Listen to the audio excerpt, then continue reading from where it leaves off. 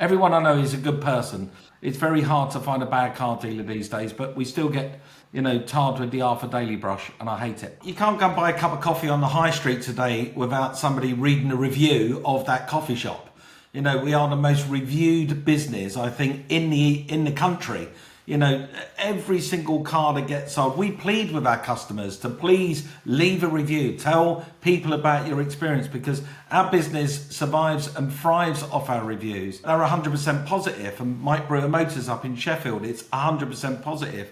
But still, when people read the reviews, like yesterday, somebody came onto the car site and he's looking at a 7-year-old motorhome, drives it up the road, and it's noisy. Motorhomes are noisy. They have wooden melamine boxes put in the back of a big old van, aren't they? That's what they are. And, as you go down the road and you go over a speed bump, of course you can hear plates rattle and furniture move around in the back. But there's something wrong with this. It's been in an accident. It's you can hear it making noises in the back. And I knew from that moment, I thought, this guy's never ever going to buy a motorhome. You can't. You can't go with that preconception that the first thing you're going to see is dodgy. It's not dodgy. It's a motorhome. It irritates me that he's come with that preconception and he's already got that in his head before he got to the door. And here we are.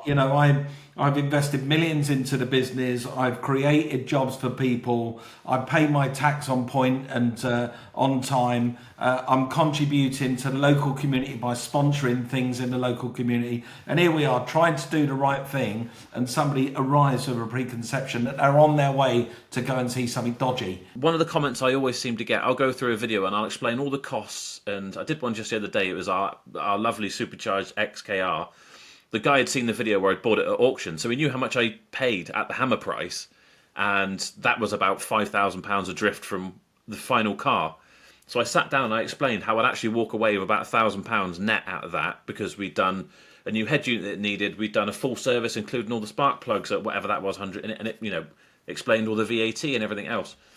And the one comment I always seem to get is, I don't like car dealers, but I'd buy a car from you, or something along those lines. I usually don't like car dealers, but I wish they were all like you. And I just think I haven't done anything special. I really haven't.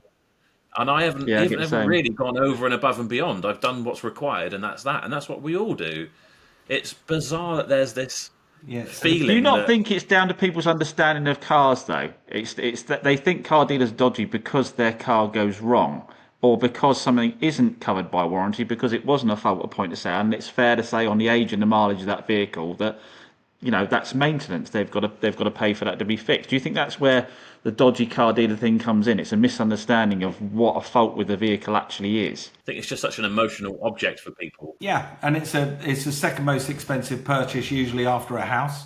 It becomes a big thing in their lives, and people will inevitably think that they've been taken for a ride. That's the bit, is what Joe just said when he gets these comments of people saying, I don't like car dealers, but I buy a car from you. It's the bit that really irks me and makes my piss boil, is I don't like car dealers. Well, why? Why don't you like car dealers? Is it because you watched EastEnders and you see Frank Butcher sell dodgy cars? Or is it because you watched Minder back in the day with George Cole? Is it that makes you think that or Del Boy, is it that selling a dodgy Cortina? Is it that makes you think that car dealers are dodgy? Because I don't know any. I don't think I've run into one for the past 30 years. I just don't know them. And I do know they exist, but they are the ones that will make a Channel 4 documentary about, drug line gangs that are running, drugs up and down the country, and they happen to own a car dealership. But that's it. They are drug dealers, first and foremost, not car dealers. I don't know any dodgy car dealers that set about going to buy a piece of crap, doing nothing to it, and happy to sell a customer a piece of crap. I don't know anyone who does that. I was going to say the other thing, Joe, about your videos is I love the honesty that you're telling people that I'm paying £5,000 for this and I'll retail it at £8,000. I think that is opening the eyes up, and this is why people trust you. I think that is opening the eyes up of the motor trade and letting people know, because also what you're telling them is, yeah, I paid £5,000. It's going to cost me 350 quid to market it, £100 to get a salesman to sell it. It's going to cost £400 preparation. Now I'm going to follow Mike and I'm going to do my all my preparation up front as well. So it's likely to cost me 500 quid, not 400 quid, because I might put 2 tyres on it just to get it out the door quicker.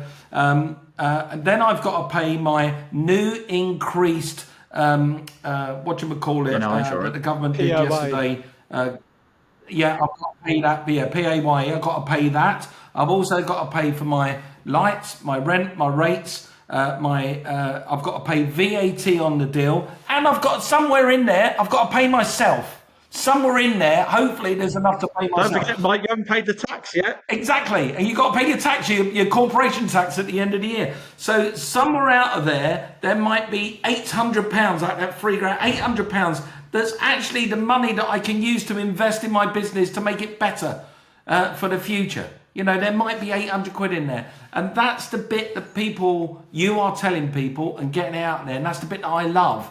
And I often tell my customers, they come and go, well, what do you pay for it? You know, you're selling that car, that Transit out there for 29 grand. How much did you pay for it? I'm quite happy to sit there and say to them, I paid £1. Give £1 for it. What's that got to do with you? It's got nothing to do with you. I paid for it. But you know, I'm a business. This is a business. It doesn't, as I say, it doesn't say Mike Brewer's charitable services. You're not coming in here. I'm not giving you something for free. You either want my vehicle or you don't want my vehicle. But the reason you're here is because you want my vehicle. So just I've said to customer before, I've said, you don't want me to have a small margin in this car. You're trying to negotiate with me. You don't want me to have a small margin because you want me, the dealer, that when you ring up and say you've got a problem with the car, say, don't worry, get it in the garage. Let's get it fixed. Because if you whittle me down to a tiny margin, I'm going to be the dealer that ignores that phone call or says, oh no, that's really wear and tear or didn't exist at the point of sale.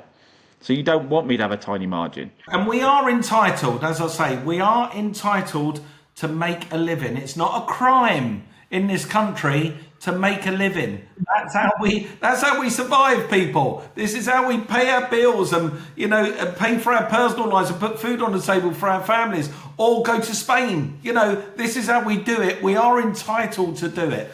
So please don't think we're criminals. We're just trying to do a service, get you the car of your dreams. Hopefully you'll be happy. We'll all be happy. The bills get paid and we might go to Benidorm for a week. Yeah. It's funny because most of these people making these comments, I think, are going into businesses where their markups are 300%, 400%, 500%, and they're working for a company like that, taking their salary home the end of the day, then hopping on our computer going, "You made 800 quid out. That's outrageous." Yeah, but they were commenting on an iPhone that made an £800 margin, and it was made in China by children or something. You know. Exactly. That's exactly right. You know, I went and got me.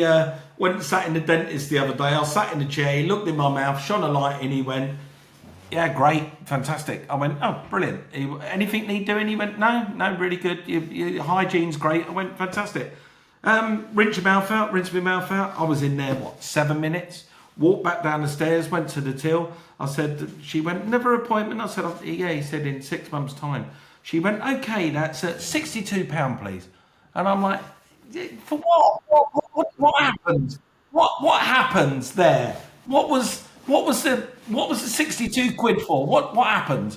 And yet that dentist will not get, you know, nobody's going to go into that dentist going, I'm going to see my dodgy dentist today. He's going to rip me off. I'm coming in here. That dodgy dentist is going to, I have to go and see me dodgy dentist because he's going to take me for a ride. He's going to kick the tyres on me teeth and he's going to try and rip me off. Nobody ever says that about a dentist or any other industry, but they will about us. My teeth tingled a month later. It was definitely down to him, so I want all my money back. Yeah, I got foot ache later on. It's only happened since I had my tooth done.